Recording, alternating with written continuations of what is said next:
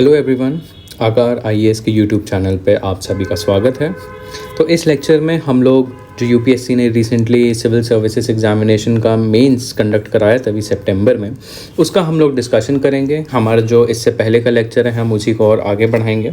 और सबसे पहले हम GS 1 का डिस्कशन करेंगे।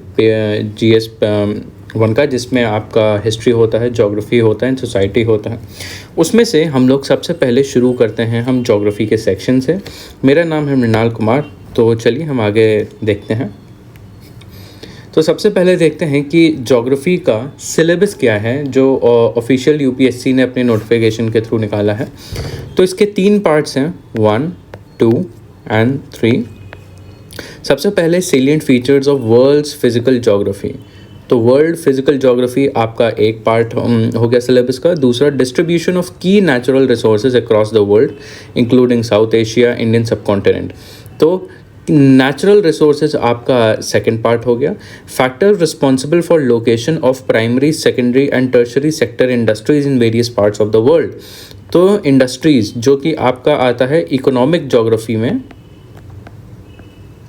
ये हो गया आपका तीसरा पॉइंट सिलेबस का। और उसके बाद है important geophysical phenomena such as earthquake, tsunami, volcanic activity, cyclone, etc. Geographical feature and their location changes in critical geographical features and in flora and fauna. तो एक टाइप से जियो फिजिकल फिनोमेना और आपका डिज़ास्टर्स से रिलेटेड जो चीज़ें होती हैं वो हो गया आपकी चौथी चीज़। तो ये चीज़ें हैं आपकी ज्योग्राफी के मेंस के सिलेबस की। और इस बार देखते हैं 2023 में जो GS 1 आया था उसमें ज्योग्राफी के कितने क्वेश्चंस थे। तो फिजिकल ज्योग्राफी से आपका एक क्वेश्चन था, जो जियो फिजिकल फिनोमेना है इससे 2 क्वेश्चन थे, नेचुरल रिसोर्सेज से आपके 3 क्वेश्चन थे और इकोनॉमिक एक्टिविटीज से आपके 2 क्वेश्चन थे।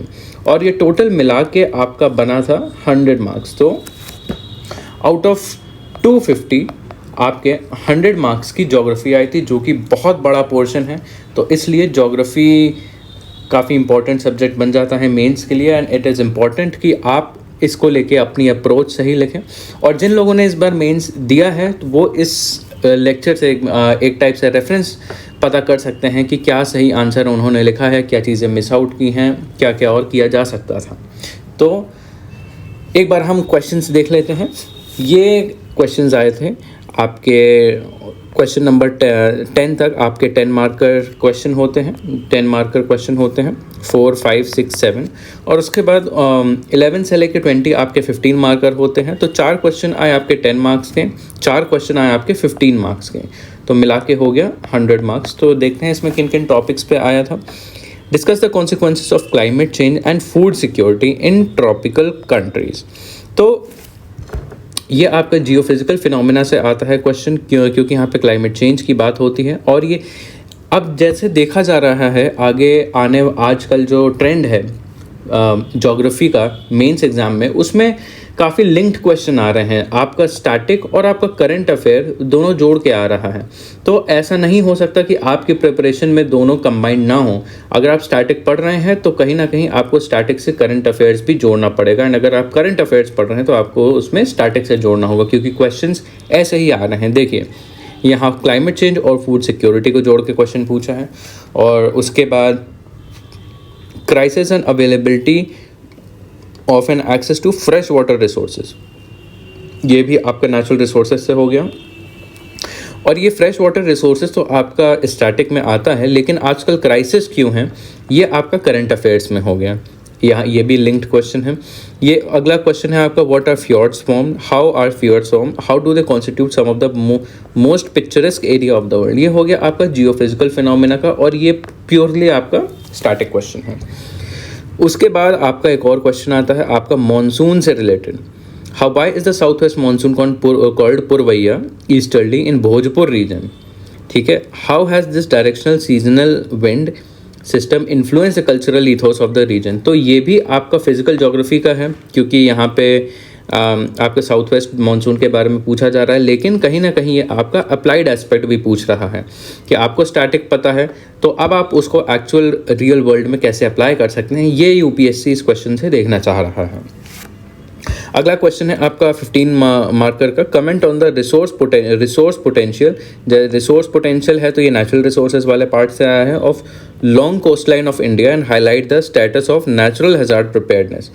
तो ये आपका दोनों पार्ट से कंबाइन होकर आ रहा है। जैसे हमने देखा जियोफिजिकल फिनोमिना में आपके डिजास्टर्स हैं और यहाँ पे आपका रिसोर्स, तो इन दोनों चीज़ों को जोड़कर पूछा जा रहा है। और ये भी आपका काफ़ी करंट अफेयर्स में है, क्योंकि अब काफ़ी ज़्यादा कोस्टल इकोनॉमी, ब्लू इकोनॉमी पे आजकल बहुत ज़्यादा फोकस हो रहा है, इसलिए ये वाला क्वेश्चन इस कॉन्टेक्स्ट में सही बैठता है। अगला क्वेश्चन है, identify and discuss the factors responsible for diversity of natural vegetation in India, assess the significance of wildlife sanctuaries in the rain forest of India. तो ये भी आपका नेचुरल रिसोर्सेज से हो जाता है और ये आपका स्टैटिक क्वेश्चन है। उसके बाद why did human development fail to keep pace with the economic development in India, ये आपका आ जाता है आपका इकोनॉमिक ज्योग्राफी से। और आखिरी है, from being the net food importer in 1960 India has emerged as a net food exporter to the world, provide region. तो ये भी आपका कहीं ना कहीं थोड़ा इकोनॉमी और ज्योग्राफी को लिंक करके आता है क्वेश्चन। ये भी आपका स्टैटिक थ्योरी वाला है और अप्लाइड क्वेश्चन है। तो आइए, इतने सारे क्वेश्चन जो हमने अभी देख लिए, अब इनके बारे में हम आगे डिस्कशन शुरू करते हैं। तो सबसे पहले आता है कि discuss the consequences of climate change on food security. तो इसमें डायरेक्ट क्वेश्चन है ये, और दूसरी बात ये 10 मार्क्स का है, 150 वर्ड्स का है। और इसमें एग्जामिनर जो है सीधे सीधे पूछना चाह रहे हैं कि भाई क्या क्या कॉन्सिक्वेंसेज हैं, उनके ऊपर डिस्कशन करिए। तो ये आपका क्वेश्चन हुआ क्लाइमेट चेंज का फूड सिक्योरिटी पे।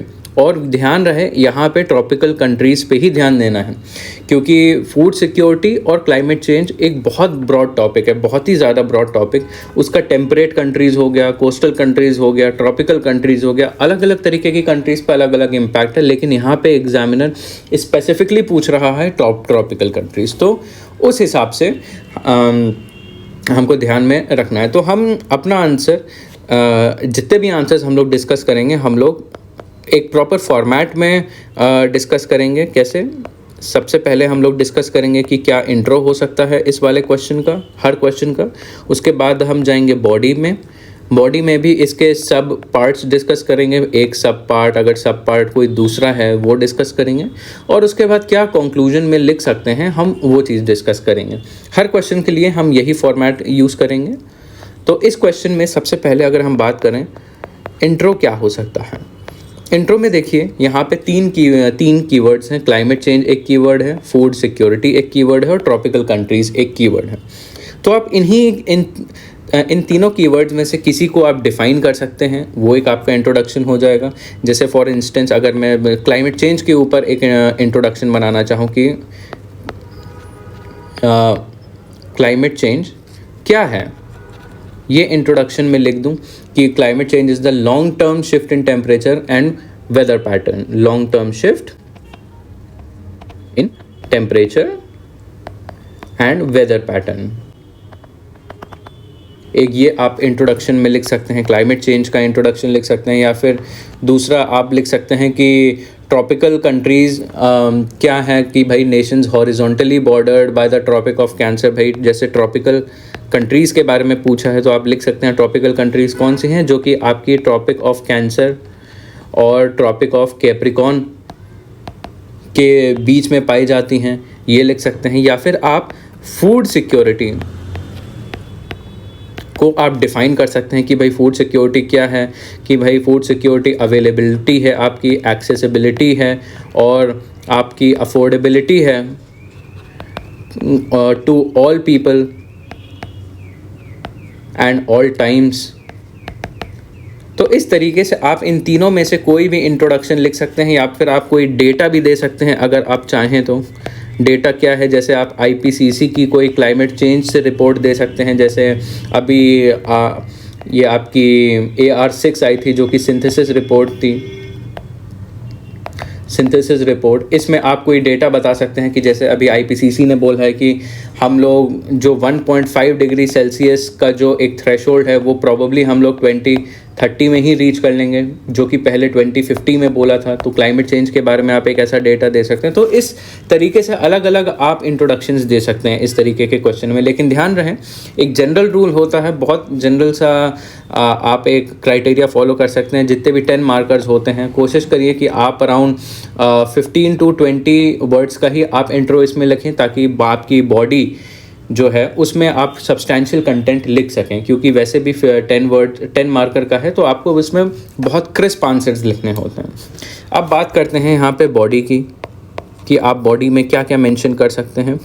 तो सबसे पहले देखिए, अगर ज्योग्राफी का कोई भी क्वेश्चन होता है GS1 में, जनरली एक अच्छी प्रैक्टिस होती है कि आप हमेशा ज्योग्राफी के क्वेश्चन में मैप्स बनाएं, या कोई भी आप ज्योग्राफिकल कोई डायग्राम बना दें।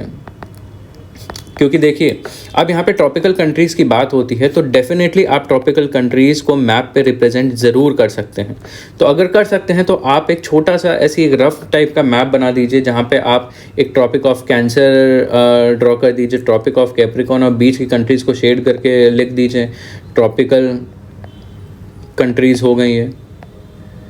तो कहीं ना कहीं इससे आंसर में एक वैल्यू एडिशन वाला पार्ट आ जाता है। हाँ, मैं मानता हूँ कि ऐसा डायग्राम या कोई भी मैप ड्रॉ करना थोड़ा आसान नहीं होता है एग्ज़ाम में, क्योंकि 10 मार्कर वाला जो क्वेश्चन होता है वो आपको अराउंड 6 to 7 मिनट्स में पूरा फिनिश करना पड़ता है, रीडिंग से लेके कंक्लूजन लिखने तक। तो ये चीज़ जो आती है, ये आपकी प्रैक्टिस से आएगी। आप जितनी ज़्यादा क्वेश्चंस की प्रैक्टिस करेंगे, उनमें जितने ज़्यादा डायग्राम्स बनाएंगे, तो ये चीज़ है। अब बात करते हैं कि सबसे पहला आप इसमें पार्ट लिख सकते हैं कि ट्रॉपिकल कंट्रीज़ पे के ऊपर बहुत ज़्यादा इम्पैक्ट क्यों पड़ता है। ठीक है, इसमें आप काफ़ी सारे पॉइंट्स लिख देते हैं कि जैसे एग्रीकल्चर पर बहुत हैवी डिपेंडेंस होती है ट्रॉपिकल कंट्रीज़ की। ठीक है, दूसरा पॉइंट कर सकते हैं कि लिमिटेड अडेप्टिव कैपेसिटी होती है ट्रॉपिकल कंट्रीज़ की, अडेप्टिव कैपेसिटी। इसके अलावा लिख सकते हैं यहाँ का जो इकोसिस्टम है, ये काफ़ी ज़्यादा फ्रेजाइल होता है ट्रॉपिकल कंट्रीज़ में। ठीक है, और इसके अलावा जो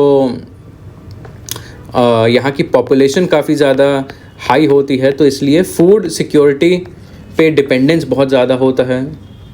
फूड सिक्योरिटी एक बड़ा मुद्दा बन जाता है यहाँ पे। तो ये एक टाइप से आप कह लीजिए, ये वाला जो पार्ट है, इसको आप एक फ्लो चार्ट में भी दिखा सकते हैं कि जैसे इम्पैक्ट हो गया, आप इसको एक इम्पैक्ट ऐसे लिख सकते हैं 2-3 वर्ड्स में, दूसरा इम्पैक्ट ऐसे, तीसरा इम्पैक्ट ऐसे, और चौथा इम्पैक्ट ऐसे लिख सकते हैं। ठीक है, तो ये तो हो गया आपका एक पार्ट। उसके बाद जब बॉडी में आप दूसरा पार्ट लिखेंगे, क्या कॉन्सिक्वेंसेस, क्या कॉन्सिक्वेंसेस डायरेक्टली होते हैं। तो आप सबसे पहले लिख सकते हैं क्लाइमेट कॉन्सिक्वेंसेस किस चीज़ के, climate change and food security. तो सबसे पहले हम देखते हैं कि जैसे टेम्परेचर होता है, टेम्परेचर अगर बढ़ता है तो इससे मॉइस्चर जो है कम होता है, एंड इसकी वजह से क्या होता है, ड्राउट आता है, और इसकी वजह से अक्सर फ्लड्स आते हैं, और इसकी वजह से क्या होता है, क्रॉप डैमेज। ये आप लिख सकते हैं, और इसकी वजह से कम प्रोडक्शन होता है। ठीक है, ये तो हो गया आपका एक पॉइंट। दूसरा है कि जैसे टेम्परेचर ज़्यादा होने लगता है तो एक लॉन्ग ग्रोइंग सीजन बन जाता है, लॉन्ग ग्रोइंग सीज़न होता है। अब जब लंबे समय तक थोड़ा गर्म मौसम रहेगा, वो क्रॉप्स के ग्रोथ के लिए कंड्यूसिव रहेगा, तो कहीं ना कहीं आपकी इनपुट रिक्वायरमेंट बढ़ जाती है। अब इनपुट रिक्वायरमेंट बढ़ जाती है, मान लीजिए वाटर की रिक्वायरमेंट ज़्यादा बढ़ गई, तो इसकी वजह से क्या हो सकता है, वाटर की स्कैर्सिटी होने लगती है। ठीक है, इसकी स्कैर्सिटी होने लगेगी, तो इससे क्या होगा, इससे भी ड्राउट आ सकते हैं ट्रॉपिकल कंट्रीज़ में। ठीक है, तीसरा चीज़ हो गया, अब इसकी वजह से क्या होता है, ग्रीन हाउस गैस एमिशन इससे बढ़ने लगते हैं, क्योंकि जैसे मान लीजिए स्टबल बर्निंग होती है, लॉन्गर ग्रोइंग सीजन होगा तो ज़्यादा स्टबल होगा। ठीक है, स्टबल बर्निंग मान लीजिए होने लगी, स्टबल बर्निंग, इसकी वजह से क्या होगा, इससे और पॉल्यूशन होगा और ग्रीन हाउस गैसेज बढ़ेंगी, तो इससे क्लाइमेट चेंज भी और ज़्यादा बढ़ जाएगा। उसके बाद आप लिख सकते हैं इससे क्रॉप्स की जो प्रोडक्टिविटी होती है, प्रोडक्टिविटी कम होने लगती है। और उसके बाद आप लिख सकते हैं ट्रॉपिकल कंट्रीज़ में जो है पॉपुलेशन का बहुत ज़्यादा डिपेंडेंस होता है। तो जब प्रोडक्टिविटी कम होगी और पॉपुलेशन कॉन्स्टेंटली इंक्रीज़ होगी तो एक टाइप से और प्रेशर होगा, pressure on cultivable land, cultivable land होगा। जब प्रेशर कल्टिवेबल लैंड पे ज़्यादा होगा तो कहीं ना कहीं एक टाइप से घूम फिर के यही बात आएगी कि यहाँ पे इंटेंसिव फार्मिंग होने लगेगी। इंटेंसिव फार्मिंग से क्या होता है, और भी ज़्यादा नेगेटिव इम्पैक्ट आता है इकोसिस्टम पे, तो प्रोडक्टिविटी उसकी कम होगी।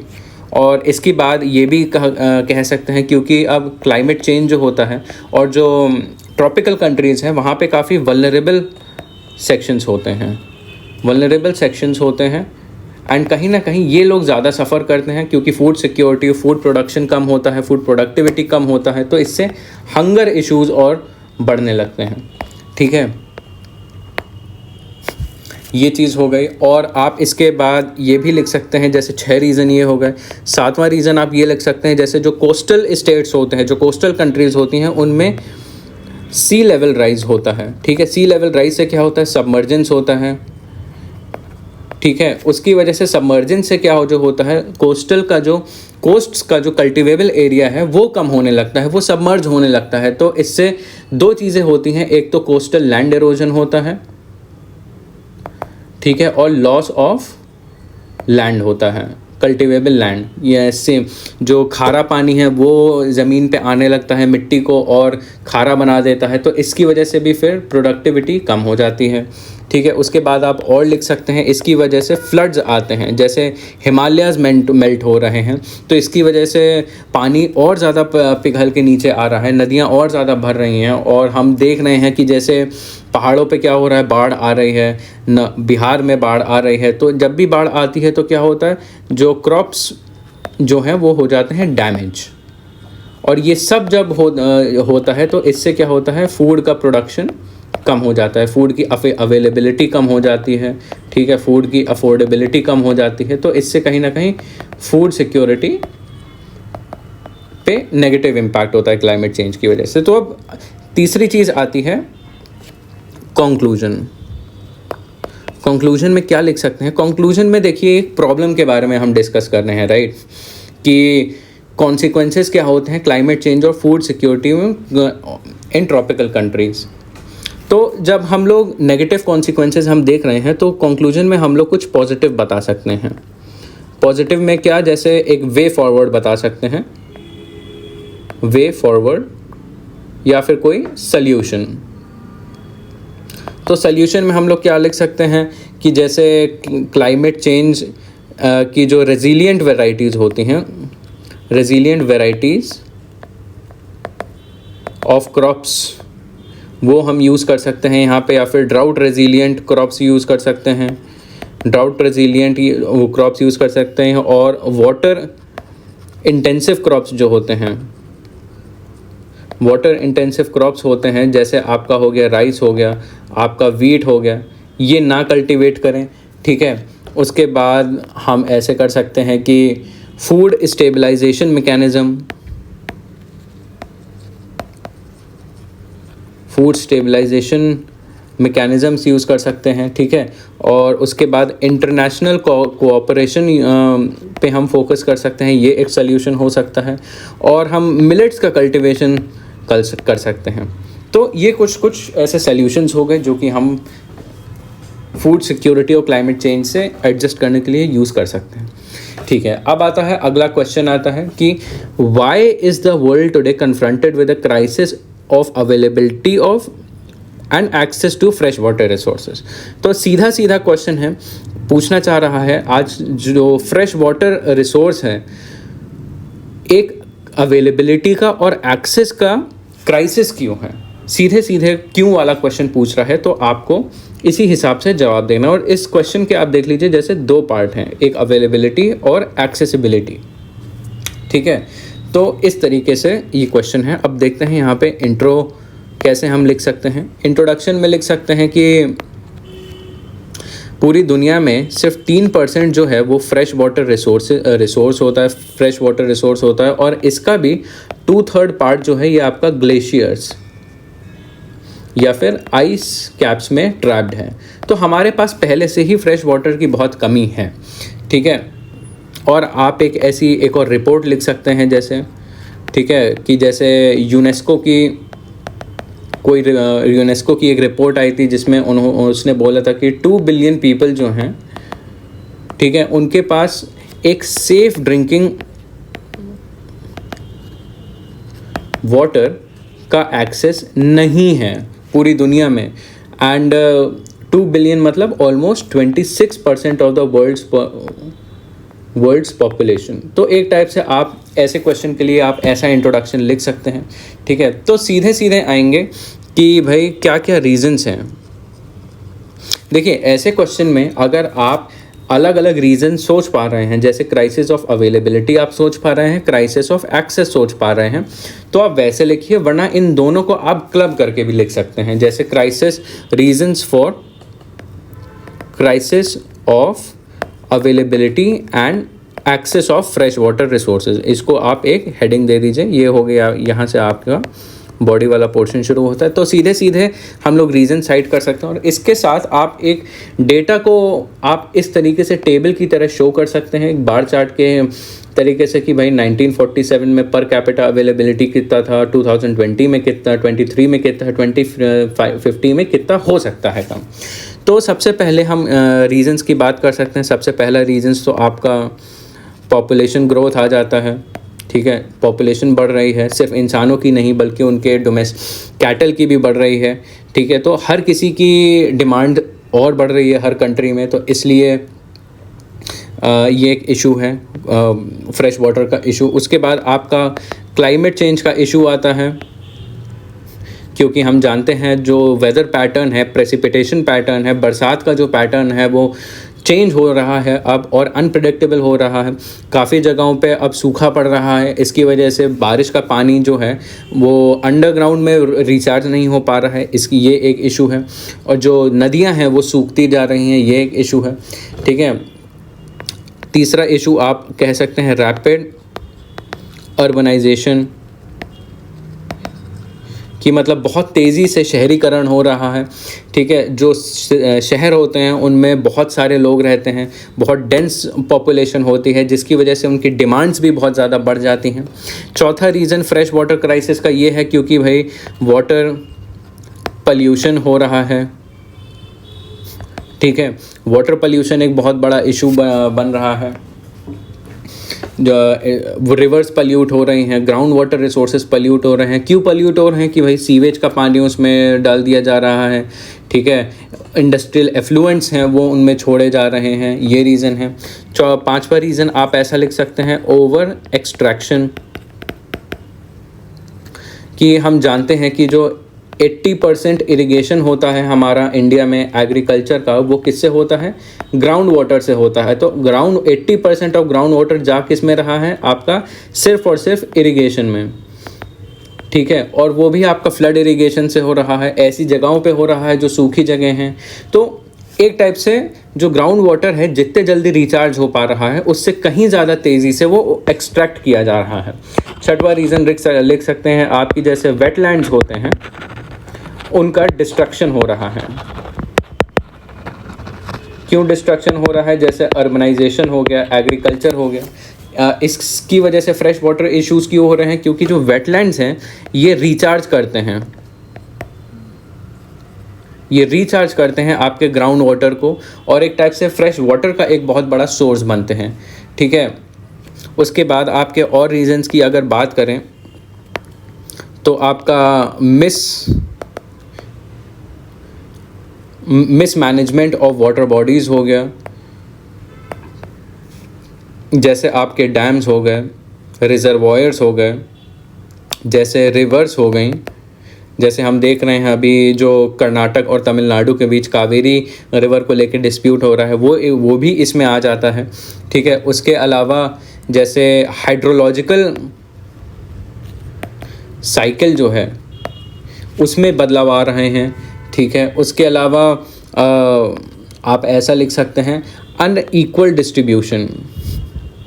अनइक्वल डिस्ट्रीब्यूशन आप एक इम्पॉर्टेंट रीज़न लिख सकते हैं, जैसे जो राजस्थान स्टेट है वहाँ पे फ्रेश वाटर की डिस्ट्रीब्यूशन बहुत कम होती है, जबकि केरला में देखिए वहाँ पे इतनी अबंडेंट रेनफॉल होती है, ये चीज़ है। तो यहाँ पे भी देखिए जब कंक्लूजन लिखेंगे हैं, यहाँ पे भी हम एक प्रॉब्लम के बारे में डिस्कशन कर रहे हैं। एग्जामिनर ने पूछा है कि भाई क्यों ये प्रॉब्लम परसिस्ट कर रही है। अब जब हम कहीं ना कहीं प्रॉब्लम की बात करेंगे तो हम आंसर में कहीं ना कहीं थोड़ा बहुत अपना एक पॉजिटिव वे भी दिखाएंगे, एक पॉजिटिव आउटलुक भी दिखाएंगे कि हाँ प्रॉब्लम है तो उसका सल्यूशन भी एग्जिस्ट करता है। तो सल्यूशन में हम क्या कर सकते हैं, जैसे सस्टेनेबल वाटर मैनेजमेंट कर सकते हैं, ठीक है। उसके बाद वाटरशेड प्लानिंग कर सकते हैं, एक सल्यूशन हो सकता है, ठीक है। तीसरी चीज़ आपका है ट्रेडिशनल रेन वाटर हार्वेस्टिंग हम कर सकते हैं, ठीक है। उसके बाद हम कम्युनिटी इंगेजमेंट कर सकते हैं कि जो लोकल कम्युनिटी है वही, जैसे पानी पंचायत हो गया तो उस तरीके से लोकल कम्युनिटी मैनेज करे फ्रेश वाटर रिसोर्सेज को, कम्युनिटी मैनेजमेंट ऑफ रिसोर्सेज। उसके बाद हम कह सकते हैं recycling of grey water use कह सकते हैं, जो हमारा जैसे मान लीजिए किचन के वॉश बेसिन का जो पानी ड्रेन होता है, वॉश बेसिन्स का जो होता है, जैसे आपके वॉशिंग मशीन का पानी जो ड्रेन होता है वो उसको एक टाइप से ग्रे वाटर कहते हैं। ग्रे वाटर ये होता है कि जो सीवेज का पानी होता है उसके मुकाबले वो कम पल्यूट होता है और उसको आसानी से रिसाइकिल करके फिर से यूज़ किया जा सकता है। तो हम ये करें, ठीक है। और उसके बाद जैसे टेक्नोलॉजिकल सॉल्यूशंस हो गए, जैसे सीवेज ट्रीटमेंट प्लांट्स हो गए, उसको इस्टेब्लिश करें, ठीक है। और आखिरी में आप कहीं ना कहीं आप इसको सस्टेनेबल डेवलपमेंट गोल से भी लिंक कर सकते हैं, जो कि 6th SDG है, जो कहता है कि क्लीन वाटर एंड सैनिटेशन। तो इनमें से आप कुछ भी आप कंक्लूजन में या फिर वे फॉरवर्ड में लिख सकते हैं। वैसे एक चीज़ ध्यान रहे, आपको लगभग 15 to 20 वर्ड्स का जो है आपको इंट्रो लिखना होता है, और कोशिश करिए इतने ही वर्ड्स का आप कंक्लूजन में लिखें, कंक्लूजन भी लिखें। ये चीज़ आप ध्यान में रखिए, ठीक है। इसी पैटर्न के हिसाब से आप इस आंसर को लिखिए कि आपके आंसर में एक डेटा हो, ठीक है, आपके आंसर में एक डायग्राम हो, आपके आंसर में वैलिड आर्गूमेंट्स हो, आपके आंसर में आपके आर्गूमेंट को सपोर्ट करने के लिए भी डेटा हो, आपके आंसर में एग्जांपल्स हो, और आपके आंसर में एक पॉजिटिव वे फॉरवर्ड भी हो। तो एक टाइप से इससे आंसर कंप्लीट लगता है। एंड अगर आपका आंसर ऐसा होलिस्टिक और कंप्लीट होता है तो आपके मार्क्स भी और ज़्यादा आते हैं। तो चलिए फिर अगला क्वेश्चन पे देखते हैं, क्या है, how are fjords formed, why do they constitute some of the most picturesque areas of the world. तो दो पार्ट हैं इस क्वेश्चन के। सबसे पहले डायरेक्टली पूछ रहा है कैसे फ्योर्ड्स जो है फॉर्म होते हैं, और सॉरी ये पहला पार्ट है, और दूसरा पूछा है क्यों जो फ्योर्ड्स फॉर्म होते हैं वो एक बहुत सुंदर जगह होती हैं वर्ल्ड की। तो ये दोनों है। तो इंट्रोडक्शन आप समझ ही गए होंगे अभी तक इंट्रोडक्शन में क्या लिखना होता है। इंट्रोडक्शन में आप सीधे सीधे डिफ़ाइन कर दीजिए, डिफ़ाइन व्हाट इज़ फ्योर्ड, ठीक है। और ये जो है आपका डायरेक्ट NCERT का क्वेश्चन है, इसकी डेफिनेशन आपको डायरेक्टली उस बुक में मिल जाएगी कि क्या है fjord. They are long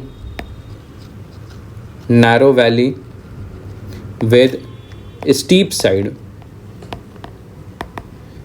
sides filled with sea water, ठीक है। एंड ये कहाँ पाए जाते हैं आप ये लिख दीजिए, इन ग्लेशियल रीजन्स में भी ये पाए जाते हैं, और ये बेसिकली क्या होती हैं, यू शेप्ड वैली होती हैं। तो एक इंट्रोडक्शन में आप अराउंड 15 to 20 वर्ड्स के इंट्रोडक्शन में काफ़ी सारे आप इन्फॉर्मेशन दे सकते हैं कि भाई क्या होते हैं फ्योर्ड्स। तो ये एक जनरली एक अच्छा इंट्रोडक्शन है। तो अब बॉडी में देखिए यहाँ पे अब दो पार्ट्स हैं, कि सबसे पहले बॉडी में शुरू करें तो इसने पूछा है कि क्या कैसे फॉर्म होते हैं और क्यों। तो सबसे पहले पार्ट 1 की अगर बात करें तो how they are form.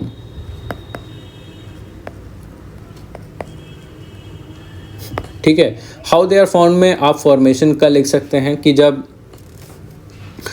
2-3 points इसमें लिख सकते हैं। When lower end of a very deep glacial trough filled with sea water, की जब मान लीजिए वैली हो गया और जब वैली जो है शुरुआत में पानी से ना भरी और धीरे धीरे सी लेवल राइज की वजह से पानी से भरने लगती है, तब फ्योर्ड बनने लगता है। कि कब?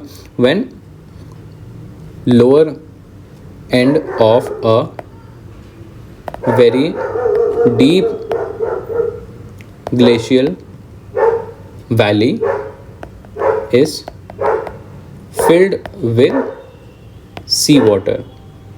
ठीक है, ये हो जाता है। दूसरा आप फॉर्मेशन में ये पॉइंट लिख सकते हैं, they are formed when a glacier cuts a U shape valley by ice segregation. When glacier cuts a U shape valley. ठीक है, तीसरा पॉइंट आप लिख सकते हैं कि the glacier leaves overdeepened U shape valley that ends abruptly at a valley और a trough and. तो एक टाइप से आपको ऐसे 2-3 पॉइंट के थ्रू आपको बस इसका फॉर्मेशन समझाना है और दूसरे पार्ट में आपको ये चीज़ समझानी है कि क्यों ये पिक्चरस्क एरियाज हैं बॉडी में। फिर पार्ट 2 में आप लिख सकते हैं कि क्या रीजंस हैं that they are picturesque areas of world।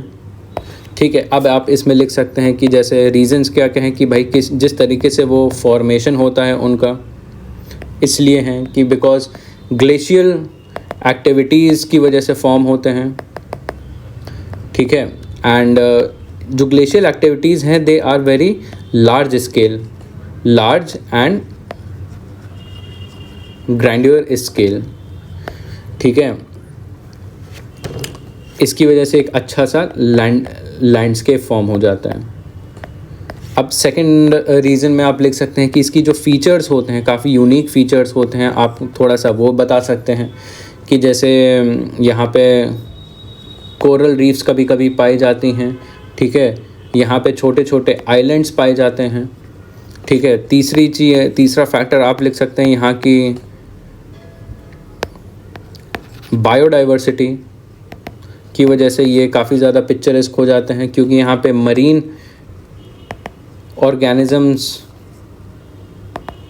काफ़ी अच्छे पाए जाते हैं, एक टाइप से उनका शेल्टर होता है।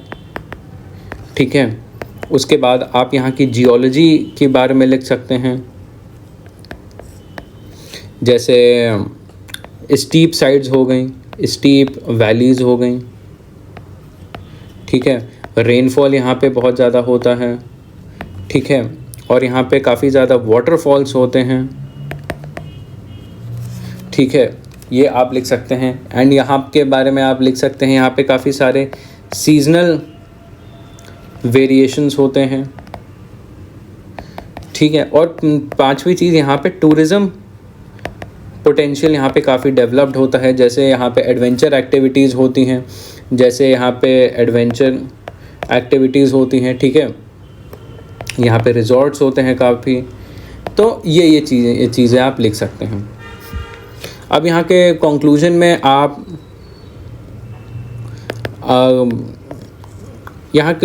में आप बेसिकली समराइज़ कर सकते हैं कि जो फ्योर्ड है ये एक टाइप से कॉम्प्लेक्स जियोलॉजिकल फॉर्मेशन होता है। ठीक है, और ये कंट्रीज़ के लिए जो कंट्रीज़ होती हैं आप लिख सकते हैं, जैसे नॉर्वेजियन कंट्रीज़ हो गया, नॉर्वेजियन कंट्रीज़ के लिए ये काफ़ी ज़्यादा टूरिज़्म पोटेंशियल जनरेट करती हैं। ठीक है, तो आप इस तरीके से आप एक कंक्लूजन लिख सकते हैं। इसमें कोई प्रॉब्लम के बारे में हम बात नहीं कर सकते, तो आप एक टाइप से समराइज़ आप कर सकते हैं। ठीक है, अब अगले क्वेश्चन पे आते हैं हम, जो कि है why is the south west monsoon called purvaiya in the Bhojpur reason.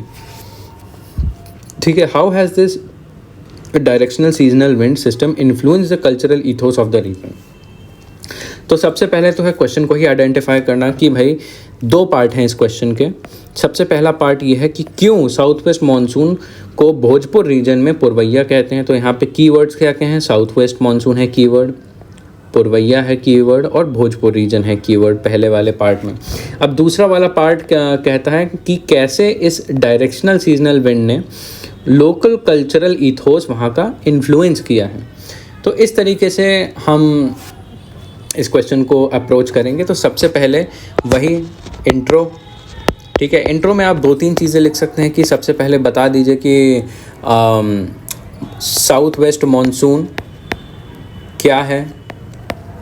South west monsoon आप लिख सकते हैं कि किस सीज़न में आता है, कि जैसे जो जून से लेके ये आपका सितंबर तक रहता है। ठीक है, दीज आर जून से लेके सितंबर तक रहता है, ये आप लिख सकते हैं। मॉडिफाइड ट्रेड विंड्स, या लिख सकते हैं कि ये इंडिया में मैक्सिमम रेनफॉल लाता है। कुछ ऐसे तरीके से आप साउथ वेस्ट मानसून के बारे में लिख सकते हैं। या दूसरी चीज़ है, आप भोजपुर रीजन के बारे में लिख सकते हैं कि भोजपुर रीजन की जोग्राफिकल एक्सटेंट क्या है, कि भाई वो ईस्ट वेस्ट और नॉर्थ साउथ की इसकी बाउंड्रीज़ क्या हैं। ठीक है, कौन से स्टेट में आता है ये। ठीक है, तो आप इस तरीके से आप लिख सकते हैं आप इंट्रोडक्शन में। ठीक है, और उसके बाद हम बॉडी में भी देखिए, जैसे बॉडी में इसके दो पार्ट्स हैं। तो सबसे पहले पार्ट 1 को हम एड्रेस करेंगे। पार्ट 1 क्या है कि क्यों साउथ वेस्ट मानसून को पुरवैया कहते हैं। तो अब पार्ट 1 के लिए आप एक छोटा सा बॉक्स बना दीजिए, दे आर कॉल्ड पुरवैया बिकॉज। सीधे सीधे पूछा है क्यों, तो आप सीधे सीधे बताएंगे क्यों। और इसी के साथ में आप एक डायग्राम भी बनाएंगे, आप एक इंडिया का डायग्राम बनाएंगे जहाँ पे आप दिखाएंगे साउथ वेस्ट मानसून, उसकी आप दिखाएंगे अरेबियन सी ब्रांच और बे ऑफ बंगाल ब्रांच दिखाएंगे, और ये दिखाएंगे कि और यहाँ पे भोजपुर रीजन भी आपको दिखाना है, और ये दिखाना है कि यहाँ पे विंड्स जो है ईस्टर्न डायरेक्शन में एंटर हो रही है। आपको दिखाना है एग्जामिनर को कि हाँ, आपको आर्गुमेंट्स ही नहीं पता है, आप उस चीज़ को आप विजुअली भी रिप्रेजेंट कर सकते हैं। तो क्यों, जैसे आप इस डायग्राम से ही आप समझा सकते हैं कि उसको पुरवैया क्यों कहते हैं। क्यों कहते हैं, क्योंकि जो साउथ वेस्ट मानसून आता है, जब यहाँ पे आता है मानसून, तो बाइफर्केट हो जाता है, एक तो अरेबियन सी ब्रांच और बे ऑफ बंगाल ब्रांच। तो अरेबियन सी ब्रांच जो है इंडिया को वेस्ट से एंटर करती है, और जो बे ऑफ बंगाल ब्रांच है ये ईस्ट से इंडिया में एंटर करती है। और जब ईस्ट से एंटर करती है तो यहाँ पे भोजपुर रीजन पड़ता है। तो क्योंकि मॉनसून जो है ईस्ट से आते हुए दिखाई पड़ते हैं, तो इसलिए इनको ईस्टर्ली कहते हैं। और ईस्टर्ली जो है भोजपुरी जो डायलेक्ट है उसमें उसको पुरवैया कहते हैं। तो आप सीधे सीधे आप इसको बेसिकली मेंशन कर सकते हैं 3 पॉइंट में कि भाई यहाँ पे बाइफर्केशन हो जाता है। ठीक है, और ये ईस्ट से एंटर करती हैं आपके इंडिया में जो बे ऑफ बंगाल ब्रांच है, और ये भोजपुर रीजन में ईस्ट से एंटर करते हैं। ये हो गया आपका बिल्कुल सिंपली इसका पहला पार्ट। और ईस्ट से एंटर करने के बाद यहाँ पे आपका होता है भोजपुर रीजन में रेनफॉल। तो क्यों, तो असल में क्या हुआ कि जो भोजपुर के लोग हैं उन्होंने देखा कि एक विंड आ रही है ईस्ट से और वो ला रही है रेनफॉल, तो उसका नाम दे दिया पुरवैया। ठीक है, अब दूसरा क्वेश्चन आता है कि कैसे यहाँ पे इन्फ्लुएंस किया है बॉडी का आपका part 2। How it has influenced, it has influenced the culture. ये आपका दूसरा पार्ट है। तो इसमें जो लोग उस साइड से होंगे, भोजपुर रीजन से या बिहार से होंगे, वो लोग इस चीज़ को बहुत अच्छे से समझते होंगे कि कैसे इम्पैक्ट किया है कल्चर। वैसे ये एक ऐसा टाइप का क्वेश्चन था जो शायद किसी ने नहीं पढ़ा होगा अलग से किसी बुक में, तो बहुत ज़्यादा अप्लाइड टाइप का क्वेश्चन है। आपको यहाँ पे ये देखना है कि कोई भी रीजन पे वहाँ का क्लाइमेट कैसे इम्पैक्ट करता है, ठीक है, कैसे इम्पैक्ट करेगा वहाँ पे क्लाइमेट वहाँ के कल्चर को। तो जैसे वहाँ का जो एग्रीकल्चरल सिस्टम होगा, वैसे इसके बारे में आप लिख सकते हैं, क्योंकि वहाँ पे अब रेनफॉल ज़्यादा होगी तो वहाँ पे एग्रीकल्चरल प्रॉस्पेरिटी होगी वहाँ पे, ठीक है। अब दूसरी चीज़ लिख सकते हैं कि जैसे वहाँ के ट्रेडिशंस हो गए और वहाँ का जो फोकलोर हो गया, वहाँ की लोकल कहावतें हो गई, वहाँ की लोकल कहानियाँ हो गई, कहीं ना कहीं वो इससे कनेक्ट होती होंगी, तो ये भी आपका कल्चर में आता है, ठीक है। तीसरी चीज़ आप लिख सकते हैं कि जैसे वहाँ के फेस्टिवल्स हो गए, कि जब बरसात आती होगी उस एरिया में तो इससे रिलेटेड कुछ ना कोई फेस्टिवल मनाया जाता होगा उसकी खुशी में, ठीक है। और जब फेस्टिवल होगा तो उससे रिलेटेड कुछ डांसेस भी होंगे, कुछ सॉन्ग्स भी होंगे उसी से रिलेटेड, उस सीज़न से रिलेटेड, उस रेनफॉल से रिलेटेड, ठीक है। जैसे सॉन्ग में आप अक्सर सुना होगा सावन का महीना, ठीक है, पवन करे शोर सावन का महीना, आप एक टाइप से इसको एग्जाम्पल के तरीके से लिख सकते हैं, ठीक है। तो इससे और क्रेडिबिलिटी दिखेगी। और कल्चर में क्या आता है जो कि क्लाइमेट से इम्पैक्ट होता है या रेनफॉल से इम्पैक्ट होता है, वो आपका बिल्कुल जैसे अटायर हो सकता है, अटायर या फिर क्लोथ्स आप कह लीजिए, ये भी इम्पैक्ट होते हैं वहाँ से, ठीक है। क्योंकि इसकी वजह से लोग वहाँ पे अक्सर लाइट क्लोथ्स पहनते हैं, हल्के फुल्के कॉटन के क्लोथ्स पहनते हैं, क्योंकि वहाँ पे ह्यूमिडिटी बहुत ज़्यादा हो जाती होगी उस टाइम पे, ठीक है। तो इस तरीके से आप 4-5 पॉइंट जो भी आपके आते हों वहाँ के कल्चर से रिलेटेड, कि पुरवैया जो है वहाँ के कल्चर को कैसे इम्पैक्ट करता है, इस तरीके से आप लिख सकते हैं। तो आपके दोनों पार्ट्स इसमें एड्रेस हो जाएंगे। और सिंपल आप जैसे कंक्लूजन की अगर बात करें, ठीक है, तो कंक्लूजन में आप सिंपली लिख सकते हैं कि भाई जैसे it is an example of how nature affects culture of a region, कुछ ऐसे करके लिख सकते हैं। और अगर आपके मन में और कुछ भी है इस टाइप से रिलेटेड तो आप कुछ भी लिख सकते हैं कंक्लूजन में, ठीक है। तो ये हो गए आपके 10 मार्कर के क्वेश्चन। वैसे जनरली एग्ज़ाम में 10 मार्कर जो कि 150 वर्ड्स के होते हैं, इनमें आपको 2 पेजेस मिलते हैं लिखने को, एंड आपको उतने में ही अपना पूरा आंसर लिखना पड़ता है। तो यू मेक श्योर कि 10 मार्कर्स के लिए आपका आंसर शॉर्ट हो, आपका आंसर डिमांड को कंप्लीटली फुलफ़िल कर रहा हो, और आपका आंसर क्रिस्प हो। और कोशिश करिए आपके आंसर में एग्जाम्पल्स हों, क्योंकि 10 मार्कर वाले क्वेश्चंस थोड़े टफ इसलिए हो जाते हैं क्योंकि इतनी सारी इन्फॉर्मेशन को बस 150 वर्ड्स में लिखना एक चैलेंज बन जाता है, ठीक है। तो ये हो गए आपके ज्योग्राफी के सारे 10 मार्कर के क्वेश्चंस।